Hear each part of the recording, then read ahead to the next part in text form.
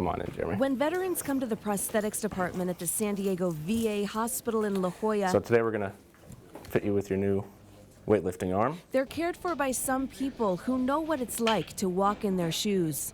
I put my legs on in the morning and I take them off at night, just like my patients do. So I can relate. Rob Hanley has worked in the prosthetics field for 15 years. Then can you go through full range of motion? Any pain? He's also a double amputee. I lost my legs when I was 6 years old. It was a result of a birth defect. Now he fits and fabricates artificial limbs for others. I'll cast the patient's residual limb and make a custom-made socket to attach to their residual limb. From there, we will order components, feet, knees, to be able to get the patient back to doing what they would like to do. Often there's relief in the eyes of patients Hanley meets for the first time. I think it gives them a sense of ease, maybe, that they know somebody else that's working with them has gone through it. And have you take just a couple steps. Cool. Someone else who has gone through it is the chief of the prosthetics department, Tristan Wyatt. The Army veteran lost most of his right leg from a rocket attack in Iraq in 2003. It pierced the armor of the armor personnel carrier we were in, and it hit me in the knee, and it hit the guy that was next to me in the hip, and it came out of his back, and then it hit the guy in the gunner hatch, like right below the knee. So it took out like 3 of us in one shot.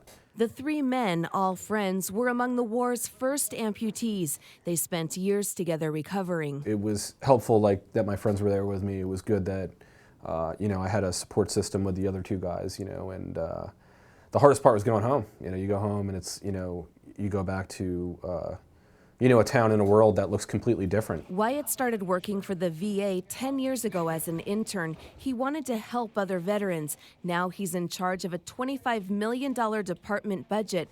That lets him make sure veterans get the prosthetics, equipment, and care they need. I want to make it the best possible experience for these guys. You know, I don't like any kind of inefficiency. I don't like any, you know, kind of hiccup. Like, you know, I want everybody to come in the door and get taken care of. The San Diego VA serves nearly 15,000 post-9/11 veterans. 3 times as many call San Diego County home. Amputees have become emblematic of the toll of the wars in Iraq and Afghanistan. Nearly 1,600 service members lost an arm or a leg.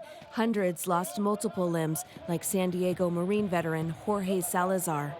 I was doing a security patrol and stepped on an IED and immediately became a double amputee above the knee. 2.5 years later, Salazar has rebounded from his combat injuries. Now he even competes in wheelchair basketball, including this week at the Paralympic trials at Camp Pendleton.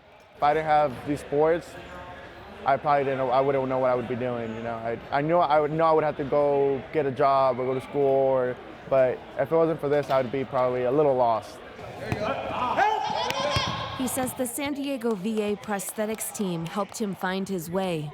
When someone that has been through what you've been through and you understand them and they understand you, it's a lot more comforting. It's very nice seeing another veteran working for you.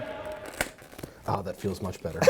It's much better. For the VA's Wyatt and Hanley, it's about giving hope.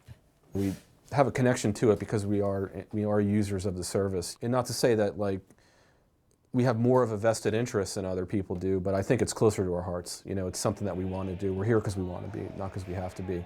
And that's really easy to bond over.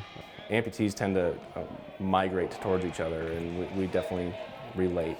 My birth defect is different than his traumatic injury, but again, we still have to put a prosthesis on in the morning and take it off at night and go about our day, and we try to do that the best we can. Susan Murphy, KPBS News. 1, 2, 3,